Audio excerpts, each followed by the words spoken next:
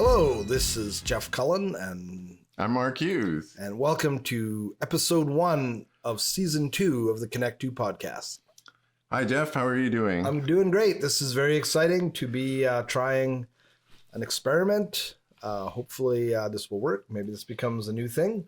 We're recording this and we will put this up on our YouTube channel. Yeah. And see how it goes. I suspect it probably will start on my YouTube channel and we'll migrate it over. Yep. But yeah, so this is season 2. We did 52 weeks without break. That's right. For our first season. If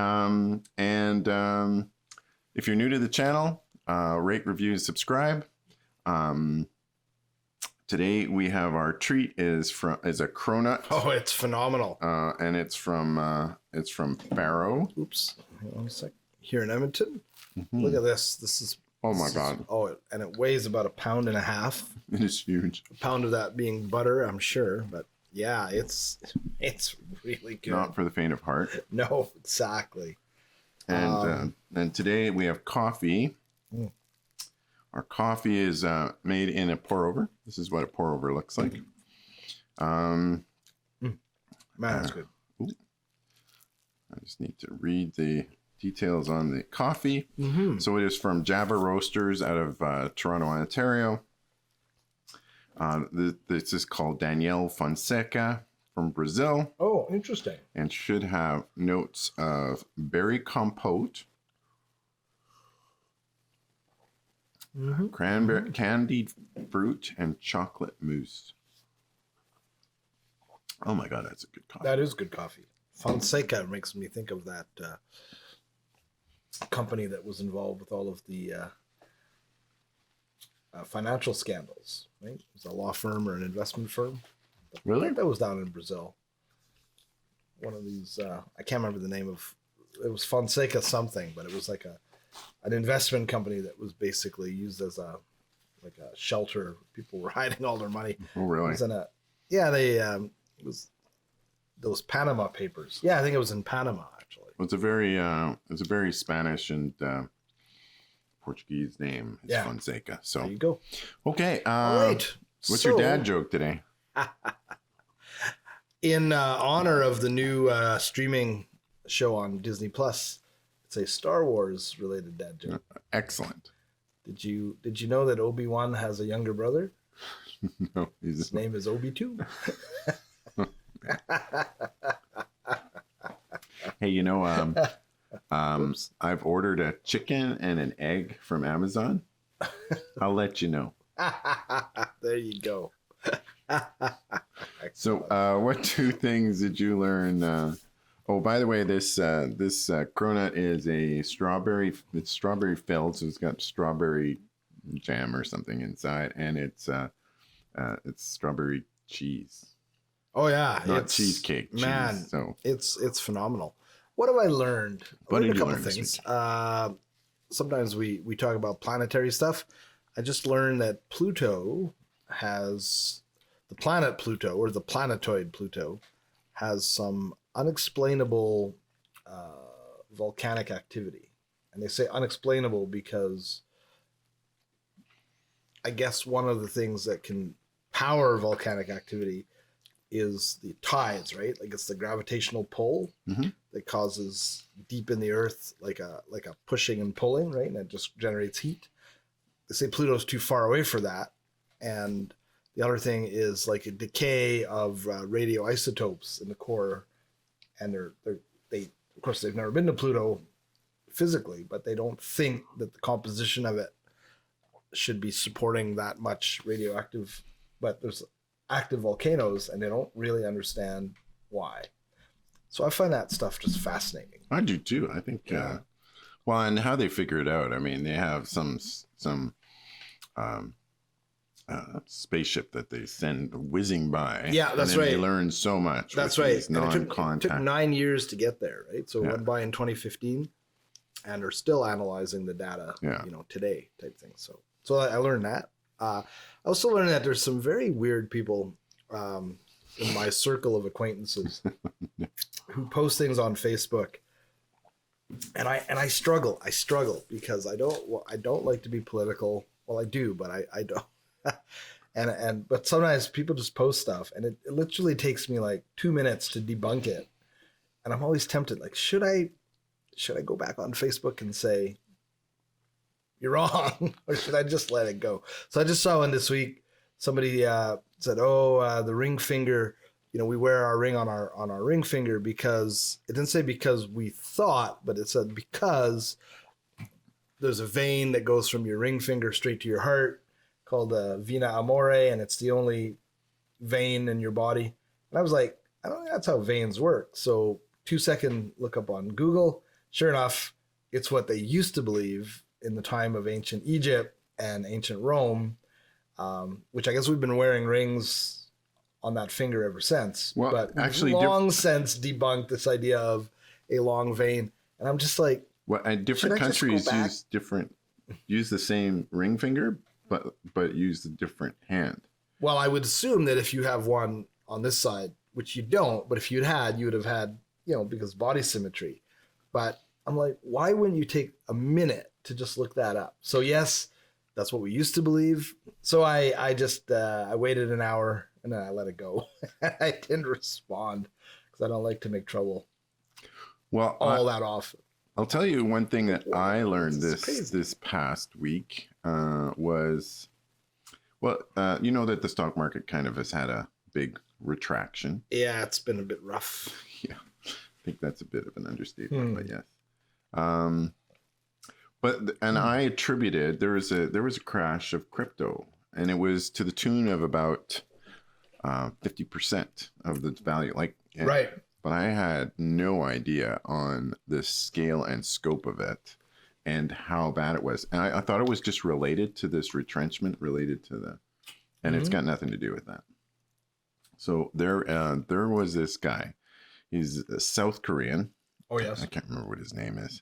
But he started this. So crypto, the problem with crypto, or one of the big problems, is the excessive volatility.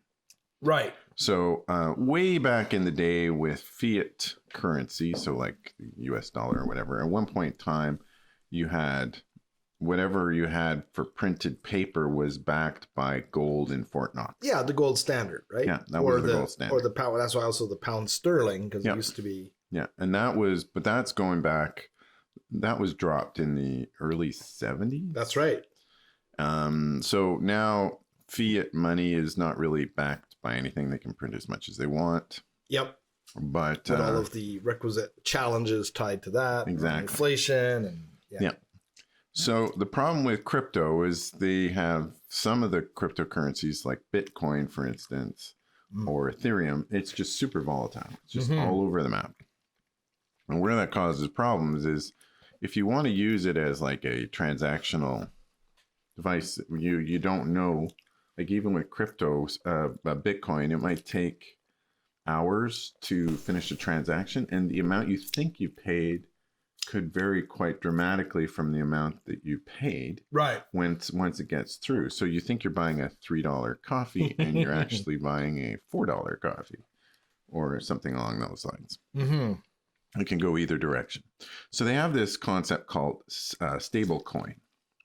So a stable coin is one where the value is stable. It is pegged to something, and usually it's the American dollar. So, one stable coin is $1 US. Or a fraction of. And then they use a second blockchain algorithm to create the balancing associated with that. And you trade on one, but it converts into this second stable coin. So they call it an algorithmically based stable coin. Oh, man, that was good. So anyway. There was this guy, this South Korean guy. I don't know how old he is. He looks young. He's definitely younger than me. Okay. Which doesn't mean anything. But he started this company. There are two companies. One is Terra and one is Luna. And interesting. And names, this is to create I think his company is called Terra. and the Bitcoin was called Luna. Mm. And it grew really fast. It was a stable coin. It looked pretty solid. It was the real deal. It got was the fourth most valued in terms of aggregate value for the coin of all of them. So like Bitcoin, Ethereum, and Luna was number 4. Wow. Made it to number 4. Interesting. Fairly over the past few years. And this is not a overnight sensation, but is pretty recent. Right. Anyway, well, so the problem with the algorithmically based one is if you have a run on it, you can lose control of the stability and then everything goes to crap.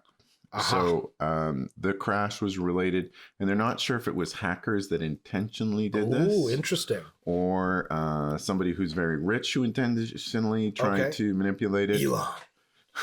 Maybe. Because this guy, the guy that founded it, he was a bit of a jerk and a bit of a bit full of himself, and he was taunting billionaires. Surprising. Seems like a bad idea. Anyway, so he did that, and the value of the Luna went. So if you invested $1 million, yeah, at its high, right, it would be worth about $3 now. $3. Yeah, it's basically completely busted out. That is so that thing where they say that crypto has gone in half. It has gone in half in the aggregate. But Luna is like taken. So it's the fourth biggest one. There were billions of dollars wiped out, destroyed, absolutely destroyed. And so, and the problem is because it's a stable coin, people were putting their significant life savings in it because it's tied, and it should be a nice, safe way to keep your money in crypto. Yeah. I keep my money in tulips. See, old school. Nothing go wrong there. Tulips and Beanie Babies. That's terrible, but so there you go. Not totally unexpected, right? No. And I've been hearing a lot that so Netflix and a lot of these streaming services, there's going to be some kind of correction. There's been Scott Galloway was talking about it. Yeah, there's a lot of firings going on. Netflix got rid of a bunch. Did Amazon? I think Amazon did. They just got rid of a bunch of people. I guess part of what I heard is that they crunched some numbers, and when Netflix started, they didn't create content, so it was a big spend to get licensing. Mm-hmm. But ever since, all of the competitors have jumped into the ring, and basically now they're competing on content creation, which is very expensive. Yeah. And I mean, they make some of these, we watch some of these shows that we've talked about. They're not low cost productions, right? No. So I guess it turns out that they're spending something like $3,000 per subscriber on content. Really? Well, that's the total cost. Content plus all of the infrastructure. And, no one's going to pay $3,000 a year to subscribe to this. No. So they've got a real problem. Now, they're not alone. Like all of the ones that are, so I guess the prediction is there's going to be some kind of correction in the business model, whether it's going to be more fee for, certain shows you might just have to pay, or more tiered, which of course is going to then impact subscribership, right? So it's going to be interesting to see what shakes out in the next few years with all of this streaming stuff. Well, the thing I find interesting too is there was a study done in the States, and this is particularly a Netflix issue, is apparently it is pretty common with Netflix for people to share their login credentials. That's another thing they're going to start cracking down more than any other service. Netflix in particular has it, where parent gets a Netflix account and then they give it to their kids, and they don't live at home, and they're streaming the service. And I do really appreciate being able to use my device. And so I was in So I have Optic TV, Okay. which is from TELUS, not a Yep. sponsor.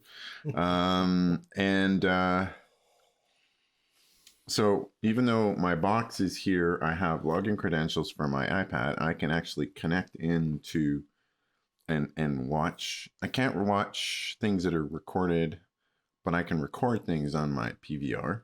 Oh, okay. Okay. Okay. But I can. There's most of the channels I can watch from wherever with my iPad. Right. So in particular, because right now the Oilers are in the playoffs, Still in the game. still in the game. Yeah. Made it to round 3. That's right. Which is pretty amazing. Yep. Um, We're not getting overly excited though. We're just taking it day by day to see what's going to happen. So I went to Newfoundland, and while I was in Newfoundland, I was able to watch on my iPad, streaming it on cellular data, which I checked, and I have lots of data. Yeah. And by watching my Optic TV, I watched it. And it was funny because I was in Newfoundland. It was 3.5 hours different. Right. And the game before that they clinched it was it was a particularly late start. So in Edmonton, it was an 8:30 start. Okay, so like midnight there. Yes. It was midnight to start. Start the game. Well, you're on and vacation, typically a game will go for 2.5, 3 hours. Right. So yeah, it was So I'm sitting there lying in bed, trying not to disturb my wife and son, and watching the game on my iPad. Nice. Anyway, technology is amazing. So I don't think streaming is going to go away, but it'll be interesting to see how that kind of develops, I guess. Yeah, right? Exactly. So, yeah. I thought today we would, because we've gone through a whole year's worth of First of all, let me say seasons. it blows my mind that we've done this. This is our 53rd week now. Yes, exactly. It doesn't seem like we had that much to talk about, but and if I try to recall like how long we've been at this, it just doesn't seem like that. So that's pretty exciting stuff. I've really enjoyed the process. Yeah, the process has been great. It is, we've certainly got it down to a bit of a rhythm. Hence our taking a shot here at the video market, adding a whole dimension, a whole sense. Yeah, we'll see how this looks. We're supposed to be looking at the camera. Occasionally, I suppose. All right. Yeah. Hi. That's right. We're new at the old video things. Yeah. So we're sitting there like a newscaster. So what did you like about last year in terms of what do you appreciate about doing the podcast? I guess there's a couple things. First of all, the time that we get to spend, because so before we do it, let's reintroduce it. What are you doing when you're not podcasting? What am I doing when I'm not podcasting? I am right now trying to I'm relaunching my professional practice as a consultant with a particular focus on exit planning and something we call value creation, which is really like renovating your business, making it buyer ready, like you would with like a property, but it's much more complex. Obviously, it's more than so this is for owners that are looking. This is for business owners who are, well, we sort of say who are looking to exit. The reality is everybody eventually is going to exit, whether you do it on purpose or plan not, it or want it or not. That's just the way it is. But yeah, so it's business owners who are hopefully far out enough. The sooner you start, the more runway you have to clean up the business, clean up your personal finances, and make it sellable. Yeah, put a management team in place. The more you can make it independent from the owners or owner, then the more attractive it is, right? Yeah. If it's not, it can be very lucrative. It can be what we would call a lifestyle business. And there's people who pull down some pretty good money, but you got to be there to, crank the, it's like the monkey with the thing. If you're not beating the cymbals, everything comes to a halt. A saleable business is different, right? It's processes. It runs itself. You've got people in place. And as a buyer comes in, that's what they're looking for. They're looking for something that is not dependent upon you. Well, that's right, because most owners want or have to exit, and And also, you don't want to be tethered to your business. You know, the more that you have to compromise, like there's something called, you know, where the owner will finance it. Basically, you're allowing payout over an amount of time. There's risk. You're tethered to the thing.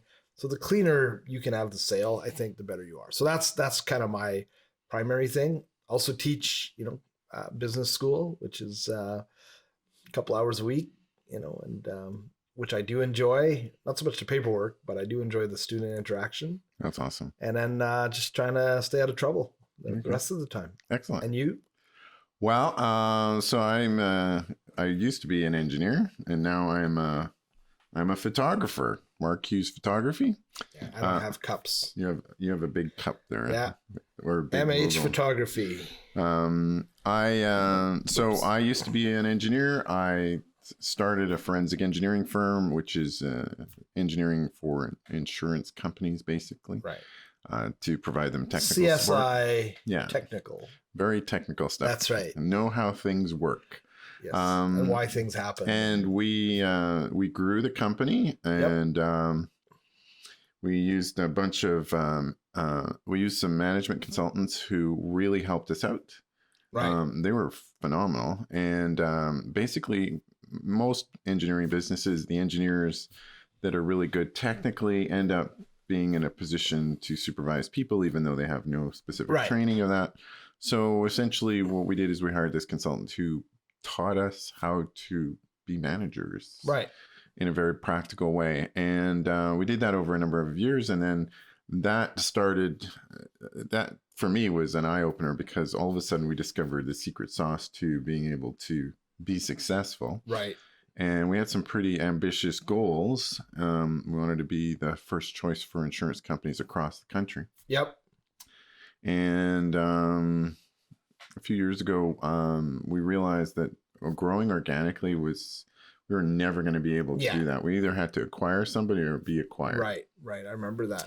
And then we ended up meeting another company that was very similar, based out of Montreal. And they were looking to do the same thing. Opposite direction. And so we already realized we kind of had the country split in half. We had the West, they had the East. Yep. So we merged, and we realized our BHAG, our big, hairy, audacious goal about 2 years before, because we became that company that was the first choice for insurance nationally for insurance companies across the country. And fortunately for me, that also provided me an opportunity to be in a position to be able to exit, because I thought I was in the Freedom 75 plan. And like a lot of owners, right? Yeah. And cool. And then circumstances changed a bit for us, and I was able to leave. So I did. And so kind of semi-retired and did my passion, is photography. Photography, absolutely. I really like taking great photos. And your work is quite stunning. Yeah. So I do lots of pet photography. I do personal portraits, family photos. Occasional weddings, not a big part of what I do. I only want to do smaller. A lot weddings. of great landscape stuff too. And a lot of landscape stuff. Not great money in the landscape stuff, except if you're teaching it, which I also teach. Oh, there you go. I teach photography. I also teach. Do pet specific stuff. I thought the landscape stuff you'd more sell. I sell some pieces, almost like an art piece. Yeah, they would be more art, but it's that's a harder sell, because it's a very visual world with a lot of great photographers out there. So the firm, do you guys have an office in Winnipeg?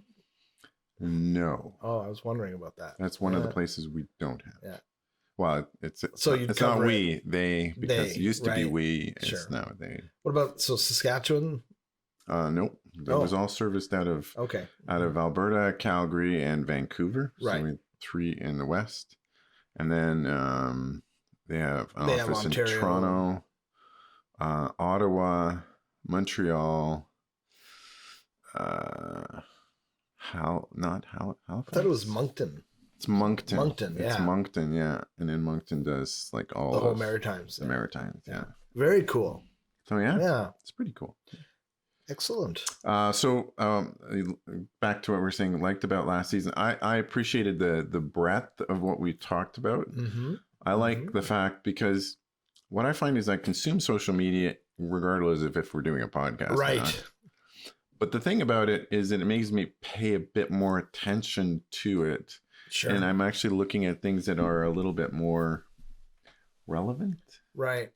Like not just it gives it a certain purpose. Well, so if I have scrolling all day. So if I have a choice between looking at a video that is of some interesting scientific phenomena or top 10 movies you should have watched but didn't, I'm going like, yeah, right.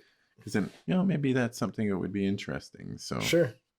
Yeah, like last week I also looked at how Shazam works. I think I might have talked about How Shazam works? Yeah. Do you know what Shazam is? Well, I know the character. No. So Shazam is an app on your phone. If you, okay, so maybe I'll go through. Yeah, no, I do not know how Shazam works. So Shazam is... I would just be yelling into the phone, Shazam, expecting me to transform into something. So if you're at a place and you hear this music and you go like, I really like that music. Oh, okay. I have something called Soundhound, which is Soundhound's no good, but Shazam really? Is phenomenal. Okay. Right. So basically, you press a button and it'll take a sample. It needs about 5 to 7 seconds. Okay. And usually will get you your result almost instantaneously. Sure. Now, they have like they've got in their sound library some phenomenal number of songs. Yeah. Like it's astonishing how many. So but you think about it, like they're not sitting there and comparing that song that you just heard to every single song out there. That's not how it works. It uses hash technology to actually come up with it. It's unbelievably remarkable. Technology? Yeah. So this is so you've heard of people talk about you may not have, but when they store passwords, they don't actually store passwords, they store hashes, which is basically key parts of your password. Okay. And that allows you to recreate it when you use. Interesting. But so with Shazam, what they do is they do a spectrograph of the entire song. Okay. So it's basically got amplitude, frequency, and then timbre. Oh yeah. Okay. And and so if you look at a spectrograph, it's like it's got bumps and peaks and colors. Right. Okay. And then what it does is it goes through the whole song and identifies key peaks and valleys and as a combination, and then it ditches all the information and just creates a scattergraph, and then from the scattergraph it divides that into what are called hashes, which are these, it's kind of like I'm not sure how to describe it, but basically it's very reduced. Okay. And then it allows you to compare very quickly. Right. And allows you to go through the whole thing. There's a very cool video from this guy who does his YouTube is called Real Engineer. So well, we that was a really great show. That really was a great show. If you're watching this on our recorded video, you will see that there is a huge gap. Yep. You'll have to tune into our podcast to hear to catch the stuff, audio. the audio of the stuff that's recorded in the middle. Yeah. I realized you can act it out with puppets. I will tell you that there is I realize there's a 30-minute time limit on my record thing. Oops. So it kicked in and we're merrily talking along, and so we'll get better. I'll have this fixed for the next show. Anyway, maybe we'll do a 2-angle thing. Oh man. Have a really great week. Yeah, Jeff. You too, Mark. It's good seeing you. See you again. And ciao for now. Alrighty. See ya. Bye-bye.